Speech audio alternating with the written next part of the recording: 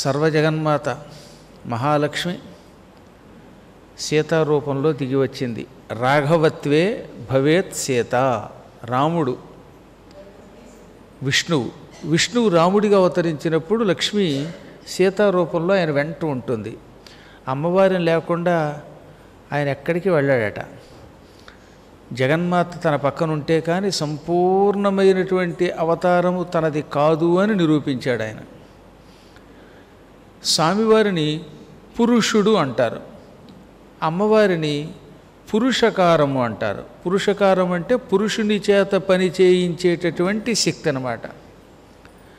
భగవంతుడు పని చేయడానికి కావలసిన శక్తిని అమ్మ ద్వారా పొందుతాడు. ఆయన ఎంత గొప్పవాడైనా పని చేయడానికి ఒక ప్రేరణ కావాలి, ఒక దివ్యశక్తి కావాలి. ఆ శక్తి స్వరూపమే అమ్మవారు. అటువంటి అమ్మవారిని పట్టుకుపోయి మొత్తం లంకానగరంలో ఉన్న తన వైభవం అంతా చూపించి, ఈ సంపదలన్నీ చూపించి, ఈ బంగారపు భవనాలు చూపించి ఆకర్షించడానికి ప్రయత్నించాడు రావణుడు. ఇవన్నీ నీ కోసం నేను ధారాదత్తం చేస్తాను, సకల భోగాలు అనుభవించు, ఈ ప్రపంచంలో నీకంటే భాగ్యవంతుడు మరొకడు లేడు అని నిరూపిస్తాను, నీకోసం ఏదైనా చేస్తాను అని పలికితే ఆ మూర్ఖుడితో మాట్లాడటం ఇష్టం లేక ఒక గడ్డి పరక అడ్డంగా పెట్టుకున్నది ఆవిడ. అది గరికకున్న విలువ. ఆ పోచను అడ్డం పెట్టుకుని, ఒరే నేను నిన్ను ఈ తృణం కింద లెక్కేస్తున్నాను, తృణమంతరతః కృత్వా రావణం ప్రత్యభాషత అనడం ద్వారా నీకు నాకు మధ్యలో ఈ గడ్డి పరక అడ్డం, నిన్ను ఈ గడ్డి పరకలా చూస్తున్నాను, నీ బతికింతే, ఇది పశువులు తినడానికే పనికొస్తుంది, నువ్వు కూడా పశువు లాంటి వాడివి అని చెప్పకుండా చెప్పిందనమాట. అసలు జగన్మాత ఆదిలక్ష్మి ఆవిడ. సంపదలన్నీ ఆవిడ నుంచి వస్తాయి. ఆవిడ అనుగ్రహం ఉంటేనే, ఆవిడ కటాక్షం ఉంటేనే ఎవడైనా ఆరోగ్యంగా ఉండగలడు, సంపదలతో ఉండగలడు, భోగభాగ్యాలు అనుభవించగలడు. ఈ లోకంలో ఉన్న లక్ష్ములే కాకుండా చిట్ట చివరికి కైవల్య లక్ష్మి కూడా పొందగలడు.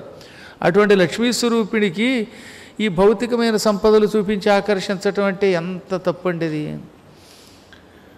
నిరంతరం పంచభక్ష పరమాన్నాలు తినేవాడి దగ్గరికి వెళ్ళి, ఇదిగో నా దగ్గర మంచి లడ్డూ ఉంది తింటావా అని అడిగట్టు వెనకటి కావడం. ఈ లడ్డూ ఆయనకి ఎందుకు పనికిరాదు, ఎందుకంటే ఆయన ఉన్నదే లడ్డూల మధ్యలో. అలాగే ఈ జగన్మాతకి ఈ సంపదలు చాలా స్వల్పం. మూర్ఖులతోటి మాట్లాడేటప్పుడు ముఖాముఖి మాట్లాడకూడదు అని శాస్త్రం చెబుతున్నది. నాస్తికునితోటి, తాగుబోతుతోటి, శాస్త్ర విరుద్ధమైనటువంటి సంభాషణ చేసే మూర్ఖునితోటి, ఇటువంటి వాళ్ళతో మాట్లాడేటప్పుడు ఎదురుగుండా నిలబడకుండా ఏదైనా అడ్డం పెట్టుకుని మాట్లాడు అని మనకి మహానుభావులైనటువంటి వాళ్ళు స్మృతులలో చెప్పారు. పరాశరుల వారు చెప్పారు, సౌనకుడు చెప్పాడు, సూత సంహితలో కూడా ఇదే ఉంటుంది. అందుకే ఎవడు పడితే వాడు నేను ఎవరితో అయినా వాదనకి సిద్ధం అంటాడు సరే, అటువంటి వాడితో వాదనకు వెళ్ళకూడదు. మనం ఎందుకు వెళ్ళకూడదు అంటే వాడు మూర్ఖుడు కదా. మూర్ఖుడితో వాదన పెట్టి వాడికి ఏముందని వాదించడానికి అడ్డంగా నేను ఇంతే అంటాడు.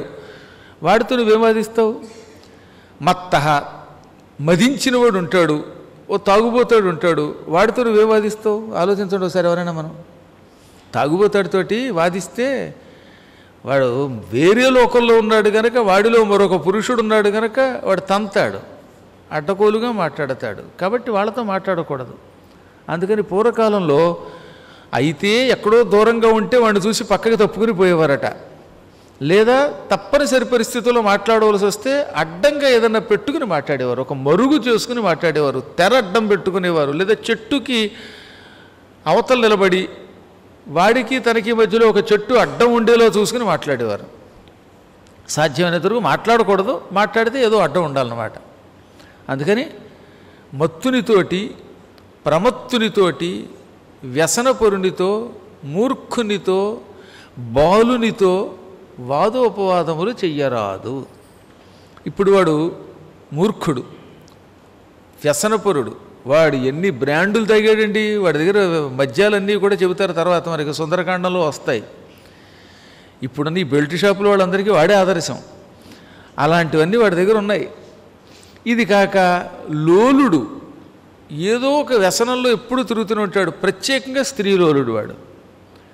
అటువంటి మూర్ఖుడితోటి ఏం చెప్పినా వినని వాడితోటి శాస్త్రానికి వ్యతిరేకంగా మాట్లాడేవాడితో ఏం మాట్లాడగలం? చదువుకోనివాడు అంటే చదువుకున్నాడు, కానీ చదువుకున్న మూర్ఖుడు అంటారు అటువంటి వాడిని.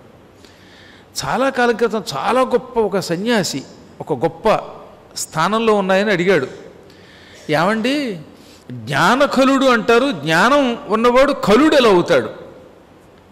నేను ఒకసారి ఉపన్యాసంలో జ్ఞానకలుడిలో సరస్వతి బాధపడుతుంది అన్నాను. ఆ తర్వాత ఉపన్యాసం అయిపోయాక చాలా గొప్ప ఆయనలేండి. ఆయన అడిగాడు వెంటనే, నాతో మాట్లాడగలడు కనుక అడిగాడు, జ్ఞానం ఉన్నవాడు కలుడు ఎలా అవుతాడు, నీచుడు ఎలా అవుతాడు? జ్ఞానం ఉన్నవాడిని కలుడు అనలేం కదా, కలుడికి జ్ఞానం ఉండదు కదా, అప్పుడు వాడిలో సరస్వతి బాధపడడం ఏమిటి అని అడిగాడు. అంటే ఏదో నా సొంత పెత్తనంతో నేను చెప్పాను అనుకుని అలా అన్నాడు అనుకోండి ఆయన. అప్పుడు నేను భాగవతం 10వ స్కంధంలో కృష్ణావతార ఘట్ట చదివి వినిపించాను. సరస్వతీ జ్ఞాన కలే యథాచ, ఇది వేదవ్యాసుని భాగవతంలో 10వ స్కంధంలో ఉన్న శ్లోకం. శ్రీకృష్ణుడంతటి వాడు దేవకీదేవి గర్భంలో ఉన్నాడు.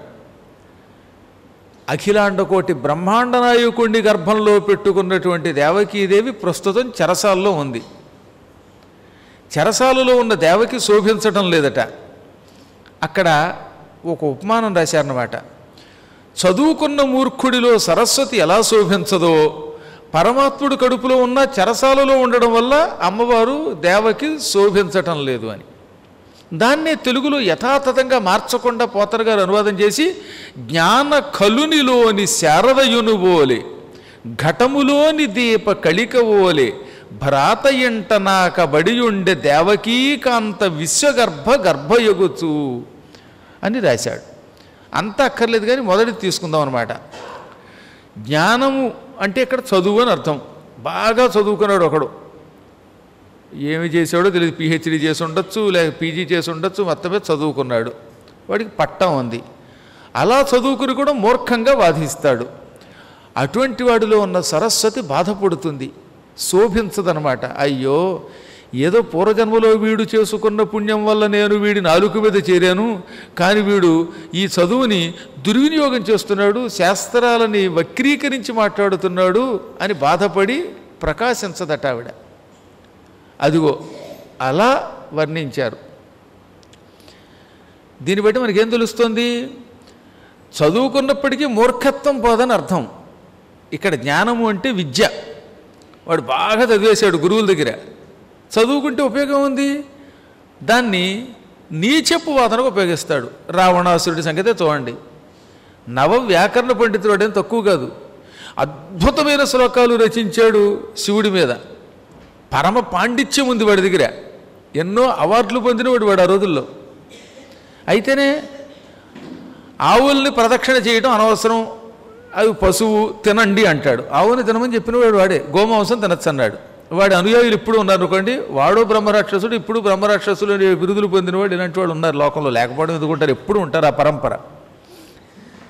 ఆ తర్వాత ఎన్ని మాటలు మాట్లాడాడు, మేము రాక్షసులం, పెళ్ళి కాని స్త్రీల కంటే పెళ్ళైన వాళ్ళు అంటే మాకు ఇష్టం, మొగుళ్ళని చంపి ఆ భార్యను అపహరించడం మా ధర్మం అన్నాడు వాడు సీతతోటి పోయిగా. ఇలా ఒకటి కాదు, తాగడం చాలా మంచిది అంటాడు వాడు.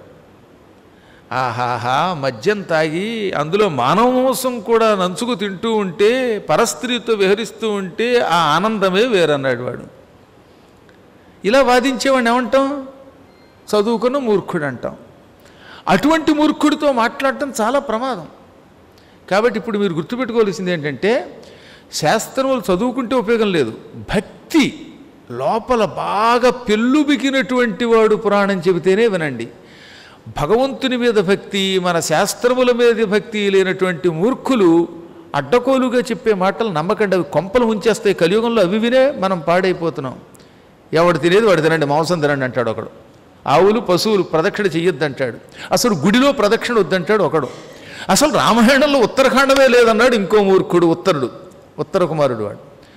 ఈ మధ్యన ఇంకా ఆశ్చర్యం ఏంటంటే, కార్తీక మాసం స్నానాలు అనవసరం, కార్తీక పురాణం లేదని ఇంకోటి అంటాడు. దీన్ని ఏమంటాను చెప్పండి ఒకసారి ఆలోచించండి. అసలే అంతంత మాత్రంగా ఉంది ఇప్పుడు శ్రౌత ధర్మం. ఈ ధర్మం పాడైపోతోంది. ఇలా పాడైపోతున్న ధర్మానికి ఇలాంటి మూర్ఖులు తయారయ్యి దానికి ఆజ్యం పోస్తే ఈ దేశం ఏమైపోతుంది? మనలో మనం కొట్టుకోవడం వల్లే, మనలో మనం రకరకాల భేదభావాలతో ఉండడం వల్లే అన్యమతస్థులు మనల్ని సర్వనాశనం చేసి పారేశారు. ఏదో చచ్చి చెడి అక్కడక్కడ ఇంకా కొంత ధర్మం మిగిలింది. ఆ ధర్మాన్ని నిలబెడుతున్న పుణ్యాత్ములు ఎలాంటి వాళ్ళు ఉన్నారు, పురాణాలు సాగుతున్నాయి, జగద్గురువులు రక్షిస్తున్నారు. ఈ సమయంలో మళ్ళీ మన శాస్త్రాలని వక్రీకరించి మీరు ఏ ప్రదక్షిణ వద్దు, గుళ్ళోకి వెళ్ళొద్దు, అసలు రాముడు ఎక్కడున్నాడు, గుడికి ఎందుకు వెళ్ళడం, ఇంట్లో కూర్చుని నీకు నువ్వే రామ అనుకుంటే చాలదా అంటే, నువ్వు నిజంగా అంత స్థాయి కలిగిన వాడివైతే ఈ పిచ్చివాగుడే బాగవు. అగస్త్యుడి యొక్క ఆశ్రమంలో ఎంతమంది దేవతల మందిరాలు ఉన్నాయని చెప్పాం మీకు. రామచంద్రుడు ప్రయాణం చేస్తున్నప్పుడు ఎందుకు దేవతలకు నమస్కరించాడు, వృక్షాలకు నమస్కరించాడు, చెట్లకి దండం పెట్టాడని చెప్పామా? హనుమంతుడు లంకానగరానికి వెళ్ళేటప్పుడు సూర్యుడికి నమస్కరించాడు, వాయుదేవుడికి తండ్రికి నమస్కరించాడు, గ్రహాలకు నమస్కరించాడు. ఎందుకు ఇంతమందికి దండం పెట్టాడు? ఒక్క దేవుడు ఆయనకి చాలదా? ఆయన రామ అనుకుంటే చాలుగా. అయినా సరే విశ్వదేవతలకి, రుద్రుడికి, అందరికీ నమస్కరించినట్టుగా సుందరకాండంలో మీరు వింటారు. భగవంతుడు ఒక్కడే ఇన్ని రూపాలతో ఉన్నాడు, ఇన్ని రూపాలని ధ్యానించాలి. ప్రతి రూపంలో పరమాత్మ ఉన్నాడు, ఒక్కొక్క రూపంతో ఒక్కొక్క పని చేస్తాడు. కాబట్టి దాన్ని నమ్మాలి, అలా చెయ్యాలి అని సాక్షాత్తు బుద్ధిమంతులలో శ్రేష్ఠుడైన హనుమంతుడు కూడా చెప్పాడు. ఇవి దృష్టిలో పెట్టుకుని అడ్డమైన వాడితో వాదించకూడదు గనక సీత తృణమంతరత కృత్వా ఒక గడ్డి పరకని రావణునికి తనకి మధ్యలో పెట్టి మాట్లాడింది. కాబట్టి ఇక మీద మీరు ఎప్పుడైనా ఎవడైనా మూర్ఖుడితో మాట్లాడాల్సి వస్తే ఓ గరికపోతని పట్టుకెళ్ళండి, అడ్డంగా పెట్టుకోండి, అక్కడ పారేసేయండి. తర్వాత మాట్లాడాక మళ్ళీ ఆ పరకను పట్టుకెళ్ళకండి. దిక్కుమాల పరక మనకెందుకు? పాతికా పరకలో ఉన్న పరక పర్వాలేదు, ఈ పరక తీసుకెళ్ళి ఏ ఆవుకో వేస్తే ఆవులు ఎటువంటి ఈ నీచ పదార్థాలైనా తిని బంగారం లాంటి పాలు ఇస్తాయి. పాలు తాగిన మనిషి విషం కక్కుతున్నాడు తప్ప గడ్డి తిని ఆవులు పాలిస్తున్నాయి. మనకంటే ఎంత గొప్ప ఉండవి. మనం అడ్డమైన గడ్డి తింటున్నాం. ఆ తర్వాత ఏమన్నది, ఓరి మూర్ఖుడా, దశరథుడని ఒక మహానుభావుడున్నాడు, ఆయన ధర్మమునకు వంతెన వంటివాడు. ఈ చరాచర జగత్తులో ధర్మసేతువు అన్నారు ఆయన్ని. స్థిరంగా ధర్మం మీద నిలబడతాడు ఆయన. సంసారం సముద్రం అండి. సముద్రం దాటాలంటే పెద్ద వంతెన కావాలి. సముద్రం మీద వంతెన కట్టని ఎవడి వల్ల కాదు, రాముడి వల్ల తప్ప. సంసారం అనే సముద్రం దాటాలంటే ధర్మం అనే సేతువు కావాలి. అంటే ధర్మాచరణ చేస్తేనే సంసారం నుంచి విముక్తి పొందుతామని చెప్పింది ఆవిడ. అటువంటి వాడు దశరథుడు, సత్యసంధుడు ఆయన. ఆయన పుత్రుడే నా భర్త రాఘవుడు, రాముడు. రామో నామ స ధర్మాత్మ త్రిశులోకేషు విస్తృత. ఆయనకి రాముడు అని పేరు. సమస్త లోకాలలో రాముడు బాగా ప్రసిద్ధికెక్కినవాడు. రామనామం ఎరగనివాడంటూ ఒక్కడు ఉండడు. కారణం రాముడు సత్యం మీద నిలబడతాడు గనక, ధర్మాచరణమే చేస్తాడు గనక. ధర్మము సత్యము మాత్రమే ఉండడం కాదు, కొందరులో ఉంటాయి, కానీ పరాక్రమం ఉండదు. పరాక్రమం లేని వాడి దగ్గర ధర్మం ఉన్నా సత్యం ఉన్నా వాడు తనంత తాను వాటిని నిలబెట్టలేడు. నీ దగ్గర బలం లేదండి, అప్పుడు అవతల వాడి మీద పడితే వాడి మతంలోకి మారిపోతావు. వాడు అబద్ధం ఆడకపోతే తంతాడు, అప్పుడు ఏం చేస్తాం మనం? చచ్చినట్టు తన్నులు తింటాం. లేదా అసత్యం ఆడాలి. నేనే ఉన్నాను, బక్క చిక్కని శరీరంతో ఉన్నాను, నువ్వు అసత్యం ఆడు, లేకపోతే నీ ప్రాణం తీసేస్తానంటే అప్పుడు ఏం చేయను? ఒకసారి ఆలోచించండి మీరు. నేనంటే పోనీ ప్రాణం అడిగి తెగించాం కాబట్టి వాడు తలకాయ నరికిన అసత్యం ఆడనన్నాను. ఓ మాదిరివాడు, వాడు ఉద్యోగం పోతుందంటే, వాడి ప్రాణం పోతుందంటే, అయ్యా నా తలకాయ తీయకండి బాబు, దాని బదులు అసత్యం ఆడతాను అని అసత్యం ఆడి ప్రాణం నిలబెట్టుకుంటాడు. ఎక్కువ మంది చేసే పని ఇదే. ఇష్టం లేకపోయినా ధనం కోసమో కీర్తి కోసమో ప్రాణం కోసమో అసత్యం ఆడతారు. కానీ రాముడు అలా కాదట, అచులుడు, సత్యనిష్టలో కదలకుండా ఉంటాడు. కొండలాంటి వాడు ఆయన, కొండ కదలదు. అలాగే రాముడు ఏనాడు సత్యము తప్ప అసత్యం పలకడు. అటువంటి మహాత్ముడు సింహపరాక్రముడు అని ఎందుకు చెప్పిందంటే, పరాక్రమం ఉన్నవాడు మాత్రమే సత్యం పలుకుతాడు. పరాక్రమం లేనివాడు ఇతరులను చూచి పిరికితనంతో అసత్యం పలుకుతాడు. నాతో పాటు అప్పుడప్పుడు ప్రవచనాలకు వచ్చే మహానుభావులు ఉన్నారు, పారాయణ చేసేవాళ్ళు ఉన్నారు. అమ్మో అయ్య బాబోయ్, మనం ఎక్కువ మాట్లాడకూడదండి, సెక్యులర్గా ఉండకపోతే వాడు వచ్చి మన ఇంటి మీద పడతాడండి అని పిరికితనంతో రోజు హడిలు చచ్చిపోతూ ఉంటారు. ఇలాంటి వాడికి సత్యం ఎక్కడొస్తుంది, ధర్మం ఎక్కడుంటుంది? అవతల వాళ్ళ దగ్గరికి వెళ్ళి మీ మతమే గొప్పది అంటట. ఎందుకని? వాడిని ప్రసన్నం చేసుకోవడానికి. లేకపోతే వీడికి భయం. ఇలా భయపడేవాడు సత్యం మీద నిలబడలేడు. సత్యం మీద నిలబడాలంటే పరాక్రమం కావాలి, శత్రువుని జయించగలిగే శక్తి కావాలి. రాముడు అటువంటి పరాక్రమం కలిగిన వాడు, తేజస్శాలి. ఆయన తమ్ముడు లక్ష్మణుడు కూడా అటువంటి వాడే. అటువంటి మహానుభావులను కావాలని కపటోపాయంతో దారి మళ్లించి దూరంగా పంపి అప్పుడు నువ్వు నన్ను అపహరించావు. నువ్వు ముసలి నక్కవి, వాడు పడుచు సింహాలు. రావణాసుడికి వయస్సు అప్పటికి చాలా ఉందిలేండి, వాడు ఎప్పుడు చూసినా కుర్రాళ్ళగా కనబడచ్చు కాక, కానీ వాడు ముసలి నక్కే. నువ్వు వృద్ధ జంబుగానివి, రాముడు సింహం. మహాపరాక్రమవంతులైన నీ సూరులైన వీరులైనటువంటి వాళ్ళు 14,000 మంది ఘడియలో మట్టి గడిచారు, ముహూర్త కాలంలో నాశనం అయిపోయారు. నువ్వు ఇందాకేమన్నావు? దేవతలు రాక్షసులు నన్ను చంపలేరన్నావు. అది నిజమే అవ్వచ్చు. అసురైర్వా సురైర్వా త్వం యద్యవధ్యోసి రావణ ఉత్పాద్య సుమహద్వైరం జీవంతస్య నమోక్ష్యసే. నువ్వు దేవతలకి రాక్షసులకి లొంగని వాడివి, నీకు అలాంటి వరాలు ఉండొచ్చు. కాబట్టి నిన్ను దేవతలు చంపలేరు, రాక్షసులు చంపలేరు. రాముడు దేవత కాదు, రాక్షసుడు కాడు, కేవలం మహామానవుడు, ఒక గొప్ప నరుడు. ఆయనకి ఎదురుపడితే మాత్రం ఎవడు బతకలేడు. నువ్వు అనుకున్న ఈ దేవతలు రాక్షసులు బ్రహ్మాదులు ఆఖరికి రుద్రుడు ఎవ్వడూ నిన్ను రక్షించలేడు రాముడికి ఆగ్రహం కలిగితే. నీ పోయే కాలం వచ్చి నీకు పతనావస్థ వచ్చి నన్ను ఇక్కడికి తీసుకొచ్చావు. అందుకే ఆవిడ ఎంత అద్భుతంగా తిట్టాలో అన్నీ తిట్టింది. ఆవిడికి భయం ఏమిటండి? కాబట్టి అదొక పరాక్రమం. సీత దగ్గర పరాక్రమం ఉన్నది, అది పాతివ్రత్య పరాక్రమం. ఆవిడ రామభక్తురాలు. భగవంతుని మీద నిజంగా భక్తి కలిగినటువంటి వాడుకున్న బలం ఇంకెవరికి ఉండదండి. ప్రహ్లాదుడిని ఎన్ని ప్రయత్నములు చేసినా ఎందుకు చంపలేకపోయాడు హిరణ్యకశిపుడు? అతని దగ్గర పరాక్రమం ఉందిట. ఏమిటా పరాక్రమం? హరినామస్మరణ. కాబట్టి ప్రహ్లాదుడిని తీసుకెళ్ళి నిప్పుల్లో వేస్తే నిప్పులు చల్లారిపోయి నీరయ్యాయి. ప్రహ్లాదుడి మీద పాములు పంపితే పాములు కాటేస్తే పాములు తెచ్చాయి, ఈయనకేం అవ్వలేదు. అలాగే సీత దగ్గర కూడా ఉన్నది ఒక గొప్ప పరాక్రమం. అదేమిటి? ఆ పతిభక్తి, అనగా రాముడి మీద భక్తి. నిత్యం రామ రామ అంటుంది. రామనామమే తనకు అన్నం, రామనామమే తనకి పానీయం, రామనామమే తనకి నిద్ర. నిరంతర రామనామస్మరణము చేసేటటువంటి వారికి ప్రాణభీతి లేదు. అంత నమ్మకంతో చెయ్యాలట. ఆవిడకున్నంత నమ్మకంతో చెయ్యాలి. మనము రామనామస్మరణం చేస్తున్నాం. గురువుగారు రామ అనమన్నారు కనుక మొహమాటానికి రామాని పక్కకి చూసుకోవటం, మళ్ళీ కిందకి తలకే ఉంచుకోవడం, పైకి తలెత్తి గట్టిగా పలకలేకపోతున్నారు కొంతమంది. భయం, సిగ్గు, పక్కవాడు నవ్వుతాడేమోనని. సిగ్గుపడకూడదు రామనామస్మరణానికి. మొగమోటం లేకుండా భక్తితో జై శ్రీరామనాలి. ఆ దెబ్బకి లోకాలు దద్దరిల్లిపోవాలి, అలా అరవాలి. హనుమంతుడు స్తంభాల మీద నుంచి కిందకి దూకుతూ రామ అన్నాడు, ఎగిరి నృత్యం చేసేట. అందుకే వానరులు రామనామస్మరణం చేసేటప్పుడు సిగ్గుని విడిచిపెట్టు నామస్మరణం చేశారు, భక్తితో రామనామస్మరణం చేశారు. కాబట్టి వానరులు ధన్యులు. ఆ వానరులలాగా రామనామస్మరణం చెయ్యని నరులు ఎంత గొప్పవాడైనా వాళ్ళు ధన్యులు కాదంటాడు తులసీదాస్ గారు. అందువల్ల అమ్మవారు అంత మాట అంది. ఏమన్నది వాణ్ణి? గతాయుస్త్వం, నీకు ఆయువు నశించింది. గతాయుహు అంటే ఆయువు నశించినవాడు. నువ్వు నన్ను ఇక్కడికి తీసుకొచ్చావు, ఆ క్షణమే బతికినా చచ్చినవాడివే. గతశ్రీక, నీ ఐశ్వర్యం నీ ధనమంతా పోయింది రాముడి నామస్మరణం విడిచిపెట్టి నన్ను ఇక్కడికి తీసుకురావటం వల్ల. సీతనైన నన్ను ఇక్కడికి తీసుకొచ్చిన క్షణమే నీకు ఆయువు పోయింది, నీ సంపదలు పోయాయి. గతసత్వ, నీ బలం పోయింది. గతేంద్రియ, నీ ఇంద్రియాలన్నీ నశించిపోయినట్టే. నీ కళ్ళిక కనపడవు, నీ చెవులు వినపడవు, నీ కాళ్ళు నీ కీళ్ళు నీ ఒళ్ళు ఏదీ పని చెయ్యదు. రామచంద్ర ప్రభువు ధనుష్టంకారం చేసి బాణములు కురిపిస్తూ ఉంటే అప్పుడు నీకు దృష్టి లోపం వచ్చేస్తుందిట. ఎక్కడున్నాడు రాముడు అని అటు ఇటు చూస్తావు, రాముడు కనపడ్డు, బాణాలు కనపడతాయి.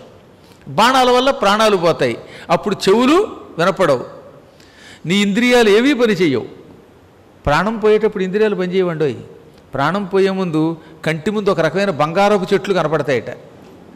అది నిజమేనా అని నేను ఒకప్పుడు చావడానికి సిద్ధంగా ఉన్నవాడిని అడిగాను. వాడు నిజమేం చెప్పి చచ్చిపోయాడు. కళ్ళ ముందు బంగారపు రంగులో ఉన్న చెట్లు కనపడ్డాయంటే వాడు ఎక్కువ కాలం ఉండడానికి వెళ్ళిపోతున్నాడు అని అర్థం అన్నమాట. కళ్ళు మిరుమిట్లు గొలుపుతాయి అన్నమాట.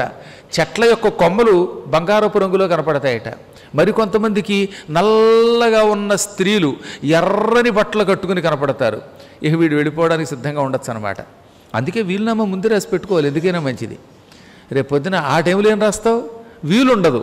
కాబట్టి వీలున్నప్పుడు వీలునామా రాయాలి తప్ప వీలు లేనప్పుడు వీలునామా కాదు. అన్నీ సిద్ధం చేసి పెట్టుకుంటే ఎప్పుడు పిలిపిస్తే అప్పుడు రామానుకు వెళ్ళిపోవచ్చు. అప్పుడు ఇవి గుర్తుకు రావు కనుక. అందువల్ల నీ ఇంద్రియాలు పని చెయ్యవు. లంక వైధవ్య సంయుక్త త్వత్కృతేన భవిష్యతి. ఈ లంక మొత్తం వైధవ్యం పొందుతుంది. లంకకి నువ్వే భర్తవి. ఇప్పుడు నగరాన్ని పరిపాలించేవాడు ఆ నగరానికి పతండోయ్. రాజ్యాన్ని పరిపాలిస్తే వాడు రాజ్యపతి. భూమిని పరిపాలించే రాజు భూపతి. అలాగే నువ్వు లంకాపతివి.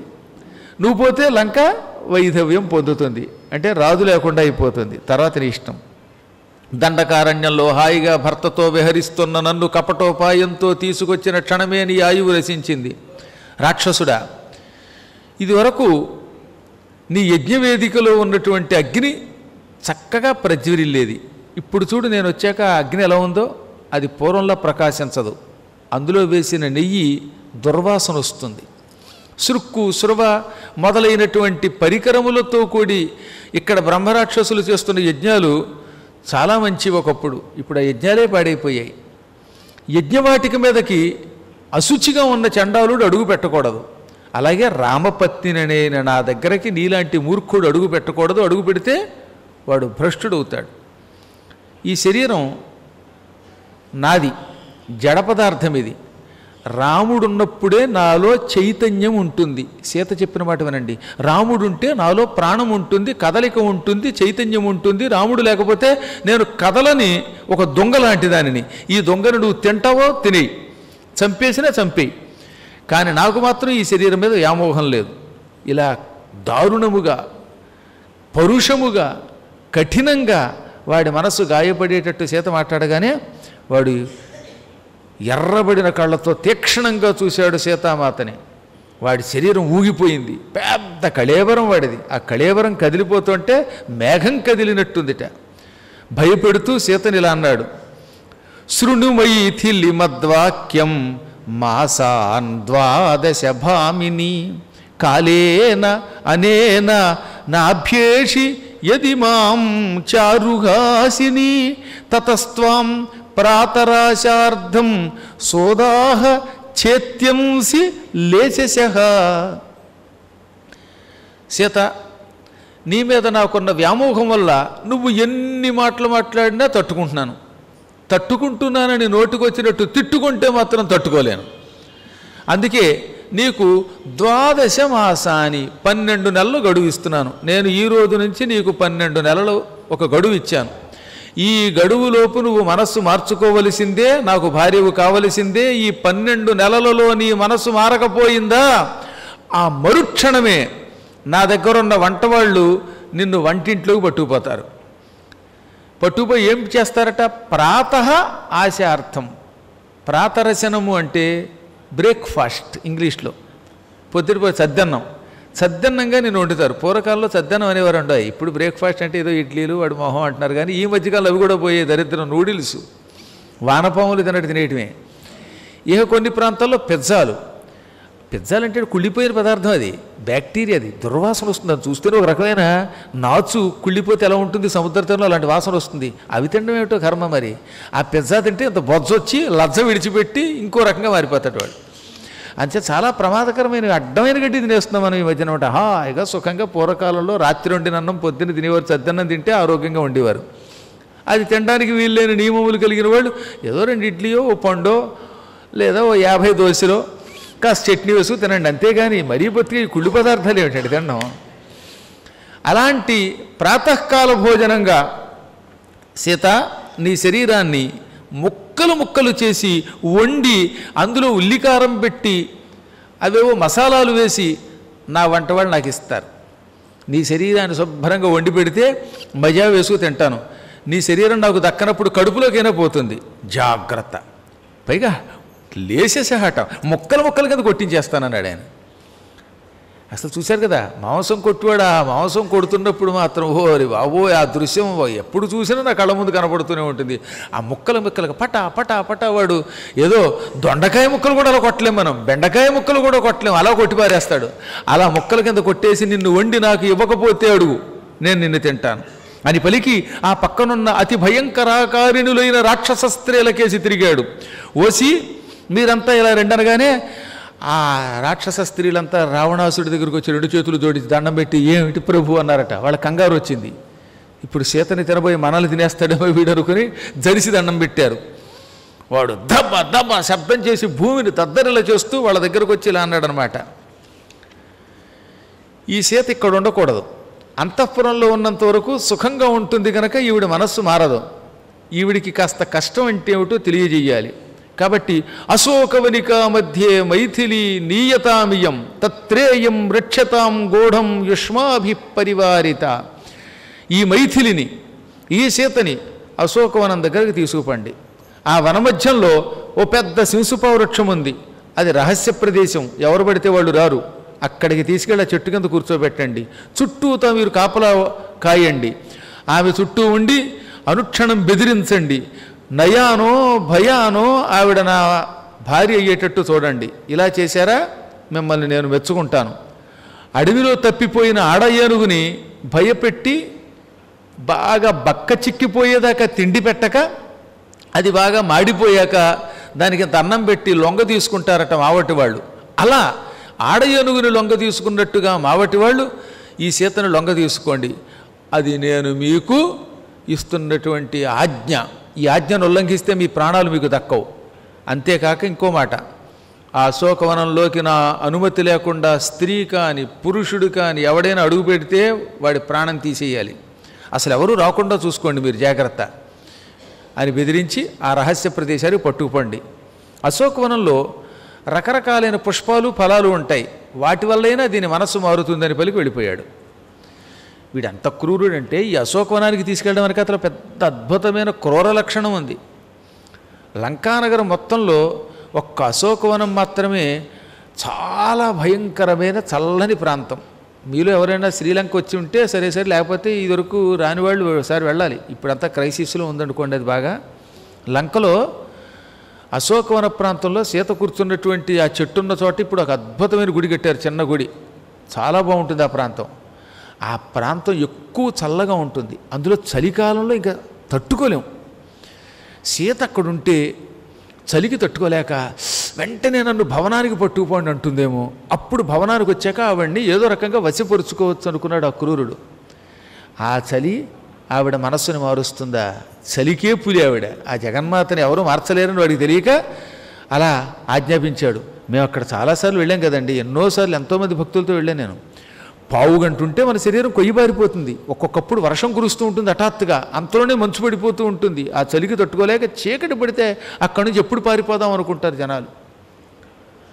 అక్కడే ఒక మంచి నది ప్రవహిస్తూ ఉంటుంది సన్నగా, దబ దబ. ఆ నదిలో తప్పక స్నానం చేయాలి. కారణం, ఆ నదిలోనే సీతాదేవి స్నానం చేసి సంధ్యావందనం చేసింది ఆవిడ. అదే చీరతో ఆ 12 నెలలు అక్కడే ఉన్నది. ఆ నీళ్లతోటే సంధ్యావందనం చేసినట్టుగా సుందరకాండలో ఉంటుంది. అదిగో ఆ ప్రాంతంలో శూసుపా వృక్షం కింద ఉంచమన్నాడు అతడు. వెంటనే ఉబ్బి బొబ్బలు పెడుతూ దుబ్బుల్లాంటి శరీరం కలిగిన రాక్షస స్త్రీలంతా ఆమెను తీసుకుపోయారు. ఆ అశోకవనానికి పట్టుకెళ్లారు. అశోకవనం బహుసుందరవనం, చాలా అందంగా ఉంది. పూర్వం ఎంత అందంగా ఉందో ఏమో చెప్పలేం, కానీ సీతాదేవి అడుగు పెట్టడంతో దాని సౌందర్యం పెరిగింది. పూర్వం అశోకవనంలో చెట్లు బాగా పుష్పించి పువ్వులు పూసేవిట. సీత అక్కడ కూర్చున్నాక నెల నెలా చొప్పున వాటి పువ్వులు కుంచుకుపోయాయి. అప్పటి నుంచి అశోకవనంలో పుష్పాలు లేకుండా పోయాయట. సీతాదేవి యొక్క శోకం తట్టుకోలేక అశోకం కూడా శోకించి ఈ కలియుగంలో పువ్వులు ఇవ్వడం లేదు. అందుకే చాలా చోట్ల చూసారా, అశోక వృక్షాలు ఉంటాయి కానీ కాయలు ఉంటాయి కానీ పువ్వులు కనపడవు మనకి. కేవలం సీతాశోకం వల్లే అవి పువ్వు ఇవ్వడం మానేసాయట, పుష్పించడం మానేసాయి అన్నమాట. అక్కడికి తీసుకెళ్ళి ఈ రాక్షస స్త్రీలు ఆవిడ్ని తర్జించారు, బెదిరించారు. ఆ సమయంలో బ్రహ్మదేవుడు ఇదంతా చూచాడు. ఇంద్రుడి పిలిచాడు. కొంతమంది దీన్ని ప్రక్షిప్త సర్గం రాస్తున్నారు. నాకైతే ఇది ప్రక్షిప్త సర్గ అనిపించదు, ఎందుకంటే దీనికి చాలా ఆధారాలు ఉన్నాయి. పోనీ ఏమనుకున్నా ప్రక్షిప్త సర్గైనా ఇచ్చారు, రామాయణంలో ఈ సర్గ ఇచ్చారు. చాలామంది మహానుభావులు దీన్ని తెలుగులోకి అనువాదం చేశారు. అది ప్రక్షిప్తమో నిక్షిప్తమో కానీ దేవేంద్రుడు ఒక్కడే సంతోషిస్తున్నట్టు ఆ సమయంలో. బాధ ఉన్నా ఎందుకు సంతోషిస్తున్నాడంటే ఇక రావణాసురుడికి మరణం తప్పదు. ఇంతవరకు సీతాపహరణం జరగలేదు. సీత లంకకి వెళ్ళిందంటే రాముడు వెతుక్కుంటూ వెళ్ళడం ఖాయం. ఆ దెబ్బతో రావణుడి ప్రాణాలు పోవడం కూడా ఖాయం అనుకుని ఆనందపడుతున్నటువంటి దేవేంద్రుడిని బ్రహ్మ పిలిచాడు. దేవరాజా, పరమపతివ్రత సీత, ఆవిడ్ని ఇప్పుడు రావణాసురుడు లంకానగరానికి పట్టుకుపోయాడు. ఆ లంకానగరంలో అశోకవనంలో ఉంచాడు. లంకానగరం సముద్ర తీరంలో ఉండడం వల్ల రాముడికి ఈ విషయం తెలియడానికి సమయం పడుతుంది. రాముడు అన్నీ తెలుసుకుని అక్కడికి అడుగు పెట్టేసరికి ఇంచుమించుగా 10 నెలలు దాటిపోవచ్చు. అప్పుడు సీతాదేవి బ్రతకదు. సీత బతకపోతే అసలు రామాయణమే ఉండదు. దుఃఖంతో కుమిలిపోతూ తిండి తినకుండా రామ రామ అని బాధపడుతున్న సీత ఏ ఆహారము తీసుకోదు. తీసుకోకపోతే ప్రాణం నిలబడడం కష్టం. మానవ రూపంలో ఉన్నంత వరకు ఆహారం అవసరమే. కాబట్టి ఆవిడ ప్రాణాలు నిలబడాలి. నువ్వు అమృత పాయసం, దివ్య పాయసం ఆవిడకి తీసుకెళ్ళి ఇచ్చేయి. ఆ పాయసం వల్ల ఆవిడకి నిద్ర ఉండదు, దప్పిక ఉండదు, అలసట ఉండదు, ఎంత బాధపడినా ప్రాణాలు నిలబడతాయి అని ఆజ్ఞాపించాడు. ఇంద్రుడు వెంటనే రాత్రివేళ అశోకవనానికి వచ్చాడు. తన మహామాయతో అక్కడ నిద్రపోతున్న వాళ్ళనందరినీ కూడా మోహపరిచాడు. ఇంద్రుడు ఎక్కడికైనా వెళ్ళగలడు. ఒక్క రావణుడు అక్కడికి వస్తేనే ఇంద్రుడు హడిలి పారిపోతాట. ఇంద్రుడి మాయలు అక్కడ పనిచేయవు తప్ప రావణుడు లేనప్పుడు ఎక్కడికైనా వెళ్ళగలడు. అక్కడికి వెళ్ళి తన మాయతో అందరినీ నిద్రపుచ్చాడు. నిద్రాదేవిని పిలిచి చెప్పేట, నిద్రాంచ ఉవాచ గచ్చత్వం రాక్షసాన్ సంప్రమోహయ. ఓ నిద్రాదేవి, నేనిప్పుడు లంకలో సీతతో మాట్లాడాలి, కాబట్టి నువ్వు ముందుగా వెళ్ళు, అందరినీ నిద్రలో ఉంచు అన్నట్ట. ఆవిడ వెళ్ళి అందరినీ పట్టుకుంది, గాఢంగా నిద్రపోయారు. నిద్ర కూడా అమ్మవారి రూపమే. యాదేవి సర్వభూతేషు నిద్రారూపేణ సంస్థిత నమస్తస్యై నమస్తస్యై నమస్తస్యై నమో నమః అని మార్కండేయ పురాణం చెబుతోంది. మార్కండేయ పురాణంలో దుర్గా సప్తశతి ఉన్నది, చాలా గొప్పది. అసలు దాని దుర్గా సప్తశతే అనాలి అనేది మార్కండేయ పురాణ నియమం. తర్వాత చండీ అని కూడా పేరెట్టారు. కానీ చండీ సప్తశతి కంటే దుర్గా సప్తశతి అంటే దానివల్ల ఎక్కువ సాత్వికత కలుగుతుంది.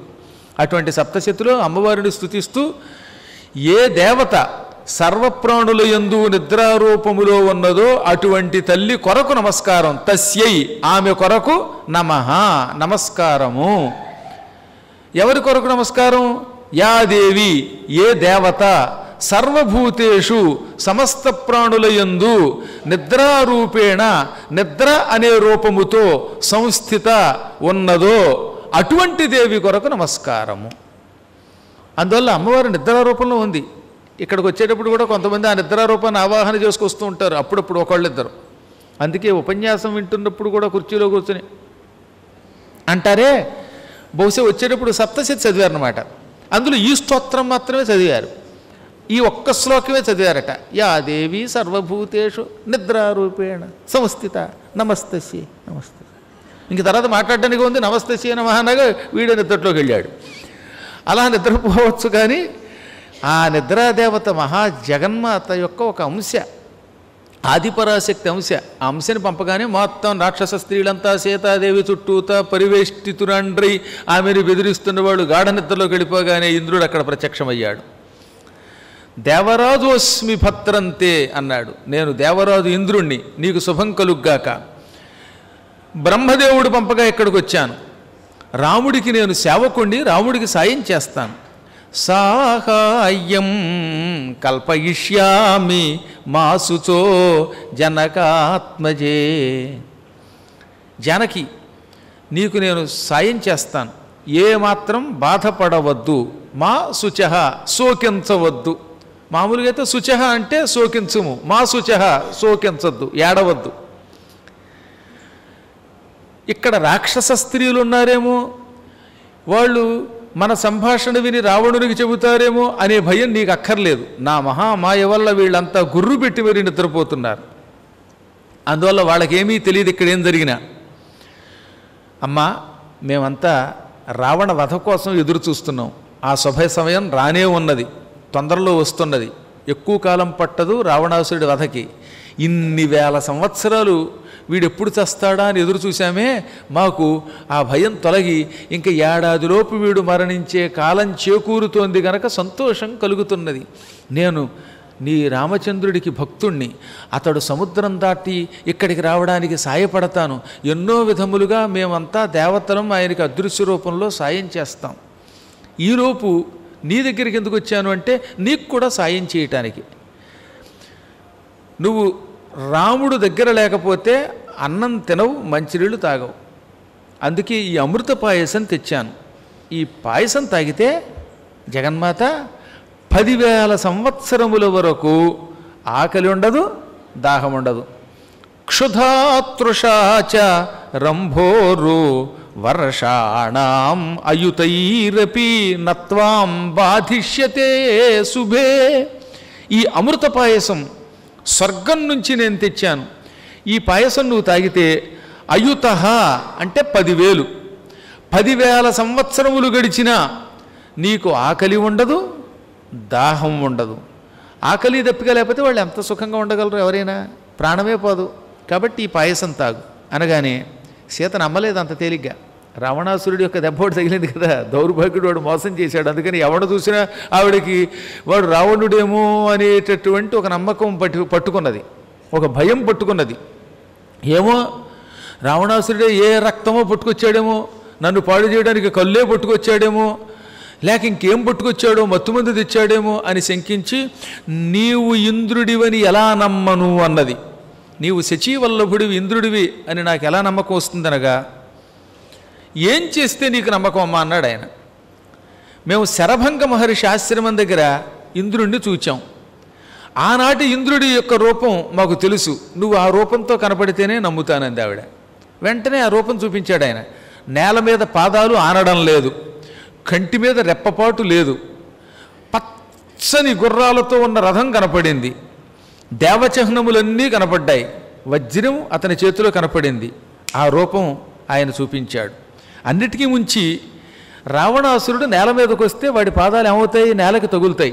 నేల మీద నుంచి పైకి నిలబడే దేవతా చిహ్నాలు వాడి దగ్గర ఉండవు. వాడు ఆకాశంలో ఎగరగలడు తప్ప నేల మీదకి వస్తే మాత్రం కాళ్ళు నేలకి తగులుతాయి.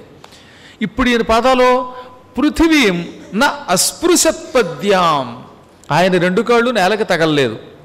అనిమేషేక్షణానిచ, కంటి మీద రెప్పపాటు లేదు. రావణాసురుడు చీటికి వాటికి ఇలా రెప్ప అరుస్తూ ఉంటాడనమాట. ఆ రెప్ప అరిచే లక్షణం ఆయన దగ్గర లేదు. వెంటనే కనిపెట్టిందిట. పైగా ఆవిడ మహిమ వల్ల ఇంద్రుడు ఎవరో అర్థమైపోయింది. ఆయన మెడలో ఉన్న పూలమాలలు, ఆయన లక్షణములు చూచి నమ్మింది. పూజ్యుడా, రాముడి ప్రస్తావన విని సంతోషించాను. నువ్విచ్చిన ఈ దివ్య పాయసం స్వీకరిస్తున్నాను. దీనివల్ల రఘువంశం వర్ధిల్లుతుంది, నీకు శుభం కలుగుతుందని పలికి ఆ పాయసం స్వీకరించింది. అలా స్వీకరించగానే జహౌ క్షుధా దుఃఖ సముద్భవంచతం, ఆ క్షణం నుంచే ఆకలి నుండి, దప్పిక నుంచి ఆవిడికి విముక్తి కలిగిందనమాట. ఇక క్షుత్పిపాసలు ఆవిడ్ని పీడించలేదు. క్షుత్తు పిపాస ఈ 2 ఎక్కువగా ఉంటే వాటిని ఏమంటారు? అలక్ష్మి, దరిద్ర లక్షణాలు అంటారు. క్షుత్పిపాసామలాంజ్యేష్ఠామలక్ష్మీం నాశయామ్యహం. క్షుత్ అంటే ఆకలి, పిపాస అంటే దాహం. ఈ 2 అలక్ష్మి, దరిద్ర దేవతా లక్షణాలు. అటువంటి దానిని అహం, నేను నాశయామి, నాశయామి అహం నాశయామ్యహం, నేను తొలగించుకుంటున్నాను అని లక్ష్మీదేవిని మనం ప్రార్థిస్తున్నాం శ్రీ సూక్తంలో. కాబట్టి వేదమే చెప్పింది, అతిగా ఉంటే ఏదన్నా అనారోగ్యమేది. ఆకలి ఉండాలి, అది లేకపోతే అజీర్ణం, మళ్ళీ అదో రోగం. దప్పిక ఉండాలి, కానీ కొంతమందికి ఎంత తాగినా మంచినీరు తాగే కొద్దీ తాగాలనిపిస్తూ ఉంటుంది, ఆ దాహం తీరదనమాట. ఈ దాహం తీరనిది అని పడుకుంటాడు వాడు.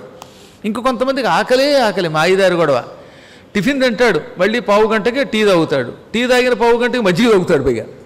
అది తాగాక జంతికి తింటాడు, జంతికి తిన్న తర్వాత మళ్ళీ ఆ గొంతుకులోకి ఏం పెడతాయో తెలియదు. చాలా చిత్రంగా ఉంటుందండి బాబా ఈ తిండి కొంతమందిది అనమాట. ఆహా, పూర్వజన్మ సుకృతం, వీళ్ళు లంకానగరంలో మిగిలిపోయిన వాళ్ళు ఇక్కడికి వచ్చారేమో అనిపిస్తుంది అనమాట. అలా తింటూనే తాగుతూనే గడుపుతున్నారే, అవి కూడా దరిద్ర లక్షణాలే. అవి లేకుండా ఉండడమే లక్ష్మి అంటే ఇప్పుడు లక్ష్మీదేవి యొక్క లక్షణాన్ని ఆవిడ ప్రదర్శించిందనమాట. అది అసలు రహస్యం. ఇక్కడ క్షుత్తి పిపాస తొలగించుకున్నది. దేవేంద్రుడు ప్రసన్న చిత్తుడై అదృశ్యుడైపోయాడు. ఇక అక్కడ రామచంద్రుడు ఆశ్రమానికి తిరిగి వస్తూనే దారి పొడుగుత కంగారు పడ్డాట. నా స్వరాన్ని అనుకరిస్తూ ఈ మారీచుడు ప్రాణం విడిచిపెట్టాడు. హా సీత, హా లక్ష్మణ అని వాడరిచిన అరుపులకి లక్ష్మణుడు ఏమైనా కంగారు పడ్డాడా? సీత ఏమైనా కంగారు పడిందా? దానివల్ల నాకేం అనర్థం రాదు కదా. పైగా నక్క నా ఎడమ వైపుకు వస్తూ అరుస్తోంది మోర ఎత్తి. ఎడమ వైపున నక్క కనపడడం అరవడం అశుభం అంటారు. నక్క తోక తొక్కితే మంచిదిటండోయ్. మనం నడుస్తున్నప్పుడు హఠాత్తుగా నక్క తోక తొక్కామా, అమ్మ బాబోయ్ ఎంతో మంచిదిట. ఆ తర్వాత వాడికి ఐశ్వర్యం తెగొచ్చి పడిపోతుందిట. వద్దన్నా సరే మొత్తం రైలుపేట అంతా కొనేయచ్చు మనం, అంత ఐశ్వర్యం వస్తుందన్నారు. అందుకే నక్క తోక తొక్కొచ్చాడు అని వారు పూర్వం అనమాట. అదే కుక్క తోక తొక్కామా ఇక తర్వాత ఉన్నదంతా పోయినట్టే. రైలుపేట కదా, ఏ పేట లేదు, మిగిలిందల్లా వీధిపేటే. అందుకని మన పెద్దలు చెప్పిన మాటలు చాలా మంచి. కాకపోతే ఇప్పుడు నక్కలు ఎక్కడున్నాయి? నక్కల్ని చంపేశాం, కుక్కల్ని పెంచుతున్నాం, వాటిని చంపేస్తున్నాం. ఈ మధ్యన ఇది ఒక ఆయన సర్కస్లోకి వెళ్ళి అక్కడ నక్కనే ఎక్కడుందో అడిగి కావాలని తొక్కాట. నువ్వు కావాలని తొక్కకో. ఈ జూకెళ్ళి జంతు ప్రదర్శనశాలలో నక్కతోక కావాలని తొక్కితే ఉపయోగం లేదు.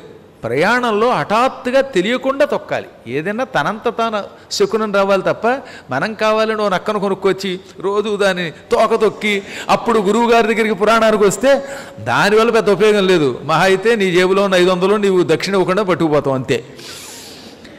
ఏదన్నా శకునం అంటే తన ఎంత తాను రావాలి. ఇప్పుడు ఈ నక్క ఎడం వైపుకి వచ్చి అరుస్తోందిట. అందుకనే రాముడు కంగారు పడ్డాడు. అందుకని ఆయన ఏమన్నాడు, ఇత్యేవం చింతయన్ రామ శ్రుత్వా గోమాయునిస్వనం. నా ఎడమ వైపు నుంచి వెడుతూ నక్క మోర ఎత్తి అరుస్తోంది, ఇది నాకు అపశకునం, ఏదో కష్టాన్ని సూచిస్తోంది, సీత దూరం అయ్యే అవకాశం ఉంది అని కంగారు పడ్డాడు. ఇది కాక పక్షులు కూడా పాపం దీనంగా వచ్చి ఏడుస్తూ ఆయన చుట్టూ తిరుగుతున్నాయట.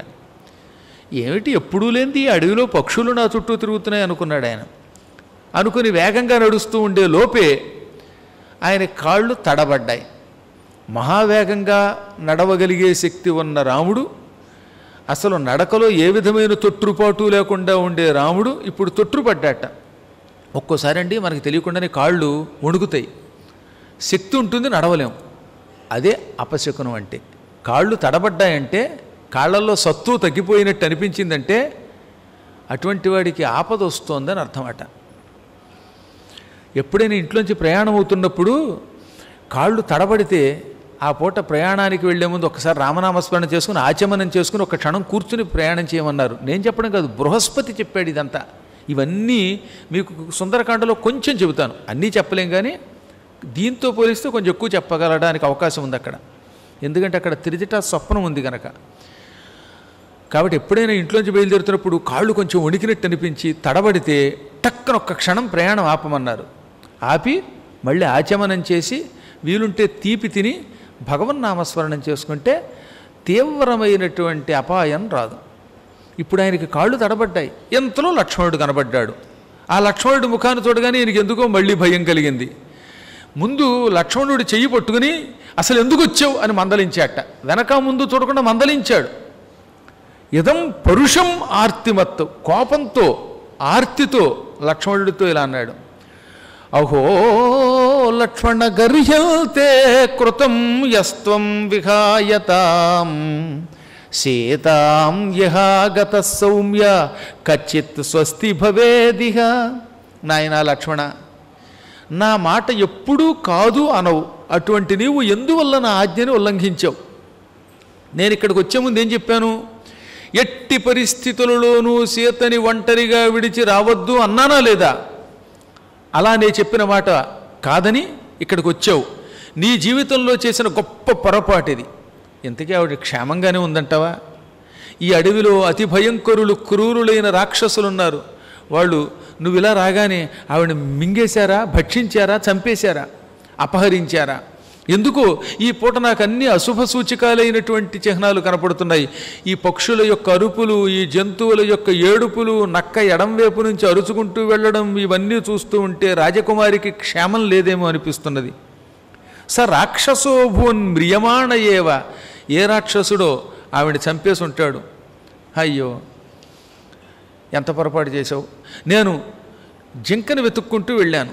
ఆ జింక కొంత దూరం వెళ్ళాక చాలా మోసాలు చేయటం మొదలుపెట్టింది. దాంతో బాణంతో కొట్టాను. కొట్టగానే అది చచ్చిపోతూ రాక్షసుడిగా మారిపోయింది. అది ఎవరో కాదు, మన పాత శత్రువు మారీచుడే. ఆ మారీచున్ నీచు కపట మంజుల రోజుని చూచి అయ్యో ఏదో ప్రమాదం జరుగుతుంది అనుకున్నాను, ఇంతలో నువ్వు వచ్చేసావు అనగానే లక్ష్మణుడు, అన్నయ్య నేనేం చెప్పను, నేను నిజంగా అమ్మని విడిచిపెట్టి రావాలనుకోలేదు, కానీ సీత మాటలు విని తట్టుకోలేక వచ్చానన్నట్ట. ఆడవాళ్ళు అప్పుడప్పుడు అలా మాట్లాడతారు నాయన, ఆ మాత్రానికే కోపగిస్తావా నువ్వు? నీ సౌమ్యత్వం ఏమయ్యింది, నీ ధైర్యం ఏమయ్యింది? నేను అడవికి వద్దు అంటే నాతో వచ్చింది, నా మీద ఆమెకు అంత ప్రేమ, అందుకే ఆవిడంటే నాకు ప్రాణం. ఒకటి భార్యని ప్రేమించని వాడు జీవుడే కాదు. ఒకసారి పెళ్ళయ్యాక ఆ భార్య ఎటువంటిదైనా కట్టుకున్నదాన్ని యావజ్జీవితం గౌరవించాలి, పూజించాలి. రెండవది, కేవలం భార్య కాబట్టి పూజించడం కాదు, ఆవిడ గుణములను బట్టి పూజించాలి. అటువంటి బంగారం లాంటి జానకి లేకపోయాక ఇంక నాకు బంగారం ఎందుకు, రాజ్యాధికారం ఎందుకు? బహుశా భరతుడికి పట్టాభిషేకం చేస్తూ కైక నా కుమారుడికి ఈ రాజ్యం శాశ్వతంగా ఉండాలి అని దేవతలకి మొక్కుకుని ఉంటుంది. ఆ మొక్కు ఇప్పుడు సఫలీకృతం అయ్యింది. అందుకే సీత నాకు దూరం అయింది. సీత నాకు దూరం అయితే నేను ఎలాగో ఈ భూమి మీద ఉండను. నేను లేకపోతే భరతునికి రాజ్యం శాశ్వతం అయిపోతుంది. ఇంతకీ మనం ఇన్ని ఊహలు ఊహిస్తున్నాం, కానీ సీత అక్కడ ఎలా ఉందో, అక్కడ ప్రాణంతో ఉందంటావా లేక అపహరణకి గురయ్యిందంటావా, ఎందుకో తెలియటం లేదు అని మాట్లాడాడు ఆయన. ఇక్కడున్న రాక్షసులందరికీ మనం వచ్చాక చాలా కష్టం కలిగింది. మనం పాపాత్ములైన రాక్షసుల్ని సంహరిస్తున్నాం, ధర్మాత్ములైన ఋషులను రక్షిస్తున్నాం. ఋషుల రక్షణ రాక్షసులకి చాలా ఆగ్రహం కలిగించింది. అందుకే వాళ్ళు కుట్ర పన్ని సీతకి మనల్ని దూరం చేశారు. అసలే కరుడి యొక్క మరణంతో కుంగిపోయారు రాక్షసులు. అందుకే సీతను చంపచ్చు లేదా అపహరించవచ్చు. ఇలా పలుకుతూ రాముడు చింతాక్రాంతుడైపోయాడు. ముఖంలో ఒక రకమైన నీరసం కనపడింది పాపం. 2 కారణములు. ఒకటి, క్షుధా శ్రమాచైవ పిపాసయాచ, నడిచి రావటం వల్ల శ్రమ, ఆకలి, దాహం, ఇవి శారీరక శ్రమ. ఆకలి వల్ల, దాహం వల్ల, బాగా నడవడం వల్ల బడలిక కనపడింది. రెండవ బడలిక ఏమిటి? మానసికమైన వేదన. శారీరక శ్రమ కంటే మానసిక శ్రమ ఎక్కువగా మనిషిని కుంగిపోయేలా చేస్తుంది. మనిషి ఎంత అలిసిపోయినా తట్టుకుంటాట, కానీ మనస్సులో అశాంతి ఏర్పడిందా ఇక ఆ ముఖం పాడైపోతుంది, కుంగిపోతాడు. అందుకే మానసికంగా దెబ్బ కొడతాట. పక్కవాడిని పడగొట్టాలనుకున్నవాడు వాడి మనస్సుని పాడు చేస్తాడు. ఇప్పుడు ఈ మధ్యన అదేగా, ఈ పురాణం చెప్పేవాళ్ళు చెప్పకుండా పోవాలని వాళ్ళని ఏదో రకంగా మానసికంగా వేధించేవాళ్ళు ఎక్కువైపోయారు. ఎక్కడ చూసినా పౌరాణికుల మీద దాడి పెరిగిపోయిందండి ఈ మధ్యన. ఎక్కడో పురాణంలో ఒక మొక్కుచ్చుకోవటం, ఇంటి ముందు ధర్నాలు చేయటం, క్షమార్పణ చెప్పమండం, లేదా బెదిరించటం, చాలా గందరగోళం చేస్తున్నారు. మిమ్మల్ని పడగొట్టడానికి వాళ్ళు అలా రెచ్చిపోతారు. అప్పుడు మీరు కూడా నొచ్చుకుని పురాణం చెప్పకపోతే వాళ్ళు అనుకున్న దాంట్లో వాళ్ళు విజయం పొందుతారు. అప్పుడు ఆ రాక్షసులకి మన లూఫోలు ఇచ్చినట్టు అవుతుంది. నేనేం చెప్పాను మీ అందరికీ? మిమ్మల్ని ఆత్మబలంతో ఉండండి అన్నానా? కష్టాలు వచ్చినప్పుడు కుంగిపోద్దని చెప్పానా? చెప్పినప్పుడు నేనే కష్టాలకు కుంగిపోతే ఇంకెందుకంటే నా పురాణం? ఆత్మహత్య చేసుకోవద్దని చెప్పినవాడు ఆత్మహత్య చేసుకుంటే ఇంకెందుకు వాడు చెప్పడం? కాబట్టి పౌరాణికులు ఇలాంటి దౌర్భాగ్యులకి భయపడకండి. మీలో ధర్మం ఉన్నంత వరకు ఆత్మబలం ఉండాలి, మీలో సత్యం ఉన్నంత వరకు ఆత్మబలం ఉండాలి. సామాన్యులు క్షుద్రుడికి లొంగవద్దు. మహా అయితే పోతుంది ప్రాణం, ఏమవుతుంది? చస్తే సత్యం. ఎప్పుడో ఒకప్పుడు చావలసిందేగా. మీరైనా నేనైనా 100 ఏళ్లకైనా శరీరం విడిచిపెట్టక తప్పదు. ఆ శరీరం ధర్మం కోసం విడిచిపెడదాం, పోతాం అనుకోవాలి. అలా ఉండాలట. కాబట్టి ఎందుకు చెప్తానంటే, రాముడికి ఇప్పుడు మానసిక క్లేశత రావటం వల్ల ఎక్కువగా కుంగిపోయాడు. ఆయన ముఖంలో నీరసం కనపడింది. లక్ష్మణ, చూసావా ఎలా కుంగిపోయానో నేను? నీ రక్షణలో ఉన్న సీతకి ఏ అపాయం రాదని నిన్ను అక్కడ పెడితే నువ్వు వదిలేసి వచ్చావు. ఇప్పుడు నాకు హృదయం అంతా కదిలిపోతున్నది. స్ఫురతే నయనం సవ్యం బాహుశ్చ హృదయం చ మే దృష్ట్వా లక్ష్మణ దూరే త్వాం సీతా విరహితం పథి. సీతాదేవికి దూరం అయిపోయి నేనేమో ఇక్కడున్నాను, నువ్వేమో సీతను విడిచి నా కోసం వచ్చావు. అది చూడగానే నాకు ఎడమ కన్ను అదురుతోంది, ఈ కింద భాగం అదురుతోంది. సవ్యము అంటే ఎడమ, అపసవ్యము అంటే కుడి అండోయ్. అది మాత్రం గుర్తుపెట్టుకోండి. ఎడమ కన్ను అదురుతోంది. బాహుశ్చ ఎడమ చెయ్యి అదురుతోంది. సరే, గుండెకాయ ఎప్పుడూ మనిషికి ఎడమ వైపే ఉంటుంది, ఆ గుండె కూడా దడదడలాడుతోంది. ఇవన్నీ చూస్తూ ఉంటే అశుభాలు కలుగుతాయి అని మళ్ళీ రాముడు లక్ష్మణుడితో అనగా, లక్ష్మణుడు దుఃఖిస్తూ ఇలా అన్నాడు, అన్నా, నేను నా అంతట నేను రాలేదు. నా స్వయం కామకారేణ అంటే నా అంతట నేను ఇక్కడికి రాలేదు. నువ్వు ఇక్కడ సీతా లక్ష్మణ అని అరిచినట్టుగా నీ కంఠాన్ని అనుకరిస్తూ రాక్షసుడు అరవగానే సీత భయపడింది. లక్ష్మణ, మీ అన్నగారిని రక్షించటానికి వెళ్ళు అంది.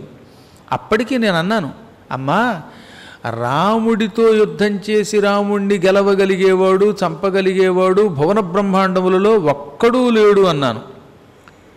నతత్ పశ్యామ్యహం రక్షో యదస్య భయం ఆవహేత్. రాముడికి భయమును కలిగించగలిగే రాక్షసుడు ఈ ప్రపంచంలో ఒక్కడూ లేడని నేను గట్టిగా చెబితే ఆవిడ వినలేదు. ఎవడో రాముని కంఠాన్ని అనుకరిస్తున్నాడన్నాను, అయినా సీత వినలేదు. పైగా ఎవడూ వేయలేని అభాండం నా మీద వేసింది. నువ్వు రాముడి మరణం కోరుతున్నావు, రాముడు మరణిస్తే నన్ను పొందాలనుకుంటున్నావు అన్నది. అమ్మవారు అంత మాట అంటే నేను ఏం తట్టుకుంటాను? అల్పుడిలాగా ఆవిడ బాధపడింది. నిన్నేమో అల్పుడు అనుకున్నది. నేను పదే పదే నచ్చ చెప్పినా వినిపించుకోకుండా, వినష్టే భ్రాతరి ప్రాప్తున్ నచత్వం మాం అవాప్స్యసి. రాముడు మరణించగానే నన్ను పొందాలనుకుంటున్నావు, అందుకే భరతుడు నిన్ను పంపాడంది. పైగా రాముడి యొక్క మిత్రుడిగా నటిస్తున్న శత్రువు అంది. ఇంత మాట అన్నాక ఏం చేస్తాను నేను? అందుకే బాధ తట్టుకోలేక నిన్న దేవుడు కాపాడుగాక అని ఎర్రబడిన ముఖంతో ఇక్కడికి వచ్చేసాను. అనగానే, లక్ష్మణ, కోపం వచ్చినప్పుడు ఆడవాళ్ళు ఎన్నో మాటలు అంటారు, దానికి ఎంత పని చేసావు అన్నాడు రాముడు కూడా. నాకు తెలియదా నీ మనస్సు? ఆవిడేదో అందనుకో, నీ బుర్ర ఏమైంది? అనేన క్రోధవాక్యేన మైథిల్య నిసృతో భవాన్. కోపం వచ్చినప్పుడు అదుపు తప్పి ఎన్నో మాటలు అంటాం. ఆ మాత్రానికి చేస్తున్నటువంటి పని మానకూడదు. ఇది రాముడు చేసిన సూచన. ఒక్కోసారి యజమాని కోపం వచ్చిందిట, అందుకని సేవకుడిని ఛీ పో నా దగ్గర నుంచి అంటాడు. అందుకని ఉద్యోగం మానేసిపోతావా? గురువుగారికి మండిందండి. ఎప్పుడో పొద్దున్న 6ంటికి తలుపు తీయమంటే తీయకుండా 10ంటికి తలుపు తీసాం అనుకుందాం. కాసేపు గుడి తీరా 6ంటికి అన్నాను నేను, 10ంటికి తీశాడు. దౌర్భాగ్యుడ, ఎప్పుడు ఏడిపిస్తున్నావురా, నువ్వు పోరా పెదపూడు అంటే పోతాడా? పోకూడదు. అది కోపంతో అన్నాడు ఆయన, మనస్ఫూర్తిగా అనలేదు. అది తెలుసుకోవాలి. అలాగే సీత కూడా ఎక్కడ నేను మరణించాను అనేటటువంటి బెంగతో, బాధతో నీ మీద అభాండం వేసి పమ్మంది. అప్పుడే నువ్వు సంభాళించుకోవలసింది. క్రుద్ధురాలైన మైథిలి మాటలు నువ్వు పట్టించుకోవడం ఉందే, అది నాకేమాత్రం సంతోషం కలిగించట్లేదు. నీ నిజాయితీ నిరూపించుకోవడానికి సీతను అన్యాయంగా రాక్షసులకి బలిచ్చావు. సీత పలికిన మాటలకి కోపగించి ఆమెను విడిచిపెట్టడం ఉందే, నా ఆజ్ఞని ఉల్లంఘించడం అన్నాడు ఆయన. నాకరో శాసనం మమ, నా శాసనాన్ని ఉల్లంఘించావు నువ్వు. చూసారా ఈయన కర్మయోగం? వెళ్ళకపోతే ఆవిడేమో భయంకరమైన అభాండం వేసింది, వస్తే రాముడేమో నా శాసనాన్ని ఉల్లంఘించావన్నాడు.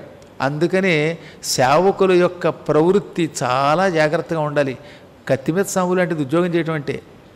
కానీ అనుక్షణము కోపతాపాలని తట్టుకొని తొందరపడి దేన్ని వదలొద్దని రాముడు చేసిన సూచనకి చెబుతున్న మాట. ఆ విధంగా నువ్వు చాలా పొరపాటు చేశావు. పైగా నాకేమో ఎడమ కన్ను అదురుతోంది, కాళ్ళు తడబడుతున్నాయి, శరీరం కంపిస్తోంది, నడు అని పరుగు పరుగున ఆశ్రమానికి బయలుదేరాడు. లక్ష్మణుడిని మందలించే వెళ్ళాడు.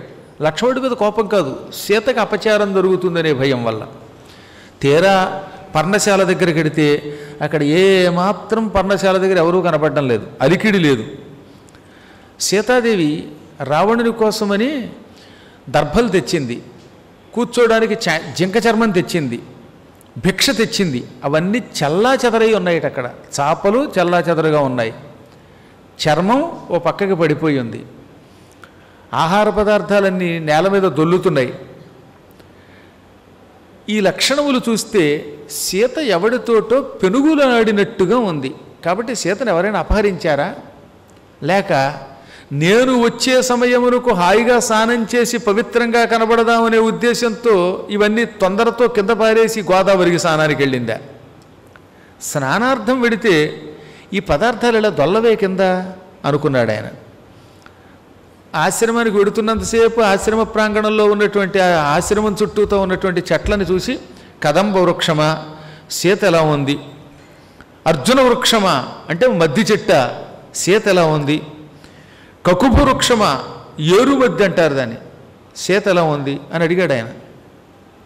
ఇదే యథాతథంగా బృందావనంలో గోపికలు ఆడుకున్నారు. ఈ రాముడు ఎలా అయితే మద్ది చెట్ట, అర్జున వృక్షమా, సీత ఎక్కడుంది అని అడిగాడా, అలాగే పున్నాగ వృక్షమా, పున్నాగ వందితుడు ఎక్కడున్నాడు, మల్లె మొక్క నీ పొదలో ఉన్నాడా అంటూ గోపికలు కృష్ణుడు మాయమైపోతే కృష్ణుడు అడిగారన్నమాట. చూసారా, ఇవన్నీ రామాయణం నుంచి వచ్చినవే. తర్వాత వాళ్ళంతా ఈ ప్రయోగాలు చేశారన్నమాట. సీతాదేవి తిలకప్రియ. తిలకం అంటే ఎర్ర గోరింట. గోరింటాకుల్లో కూడా ఎర్ర గోరింట అని ఉంటుంది, అది పెట్టుకుని వెంటనే పండుతుందండోయ్. కొన్ని గోరింటాకులు ఎంతసేపు పెట్టుకున్నా ఒకటే దిక్కుమాల గోరింటాకులు. అలా కాకుండా తిలకము అంటే ఎర్ర గోరింట. ఆ ఎర్ర గోరింట అంటే సీతకి బాగా ఇష్టం. అందువల్ల ఎర్ర గోరింట తిలకప్రియ అయినటువంటి సీత నీకు కనపడిందా? అశోక శోకాపనుద శోకోపహత చేతసం త్వన్నామానాం కురుక్షిప్రం ప్రియా అసందర్శనే నమాం. ఓ అశోక వృక్షమా, నీ పేరే అశోకం అంటే శోకాన్ని తొలగిస్తావు నువ్వు. నీ చెట్టు కింద కూర్చున్న వాడికి శోకం తొలగి అశోకుడు అవుతాట్టువాడు. అటువంటి నీవు సీత ఎక్కడుందో చెప్పి నన్ను శోకం లేకుండా చెయ్యి. తాటి చెట్ట, పండిన తాళఫలాలు లాంటి వక్షోజాలు కలిగిన సీత ఎక్కడుందో చెప్పు. నేరేడు చెట్ట, నువ్వెప్పుడు సీత అంటే ఇష్టపడతావు. నీ పళ్ళు ఎంత నల్లగా ఉంటాయో సీత తల వెంట్రుకలు కూడా అంత నిగనిగలాడుతూ ఉంటాయి. అందువల్ల నువ్వు సీత ఎక్కడుందో చెప్పు. గన్నేరు చెట్ట, కొండగోగ చెప్పు. కర్ణికార వృక్షం అంటే కొండగోగు అన్నమాట. అక్కడ కొండగోగు పువ్వులు ఉన్నాయి, వాటిని అడిగాడు ఆయన. మామిడి చెట్లు, మంకెర చెట్లు, మద్ది చెట్లు, తాడి చెట్లు, ఇలా ఏ చెట్టు కనపడితే ఆ చెట్టునల్లా అడుగుతూ ఆశ్రమం అంతా వెతికాడు. ఎక్కడ సీత కనపడలేదు. ఇంతలో రాముణ్ణి చూచి పెద్ద పులి పారిపోతోందిట. శార్దూల భయపడి పారిపోవద్దు, నీకు అభయం ఇస్తున్నాను, సీత ఎక్కడుందన్నాడు ఆయన. అబ్బే, పులి కూడా పారిపోయింది. ఆ తర్వాత ఏనుగుని పిలిచాడు. ఏనుగా, నువ్వు పారిపోవద్దు, నిన్ను రక్షిస్తాను, అభయం ఇస్తాను, సీత ఎక్కడన్నాడు. జింకని పిలిచాడు. అక్కడున్న తుమ్మెదల్ని పిలిచాడు. ఇలా కనపడి భ్రాంతికి గురై కనిపించిన చెట్టుని పుట్టని కూడా రామచంద్రుడు అడిగాడు. లక్ష్మణ, ఆశ్రమం శూన్యంగా కనపడుతోంది, ఎక్కడ ఎంత వెతికినా సీత కనపట్టలేదు.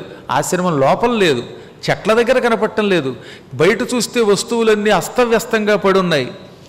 కాబట్టి సీత లేదేమో, ఏమైపోయిందో అంటాడు. మళ్ళీ అంతలో అనుమానం వచ్చింది. సీత ఎక్కడో దాక్కుని జింక తీసుకొచ్చానో లేదో పరీక్షిస్తోందేమో అనుకున్నట్ట. సీత, ఏ చెట్టు దగ్గర దాక్కున్నావు? దాక్కుంటే మాత్రం నాకు కనపడకుండా ఎంతసేపు ఏడిపించాలా? నువ్వు అనుకున్నట్టుగా ఆ జింక కాదు, అందుకే చర్మం తేలేకపోయాను, అందుకని నాకు కనపడకుండా దాక్కున్నావా? తొందరగా కనపడు. ఈ జింక పిల్లలు నీతో ఆడుకుంటూ ఉంటాయి రోజు, అవి నీ కోసం కన్నీళ్ళు పెట్టుకుంటున్నాయి అంటాడు.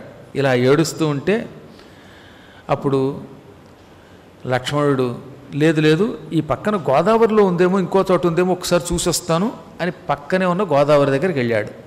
ఆ చుట్టుపక్కల ప్రాంతమంతా వెతికాడు. ఇద్దరూ ఒకవైపుకే వెడితే బాగుండదని చెరోవైపుకి వెళ్ళి వెతికారు. ఎంత వెతికినా ఆ ప్రాంతంలో ఎక్కడా సీత కనపడలేదు.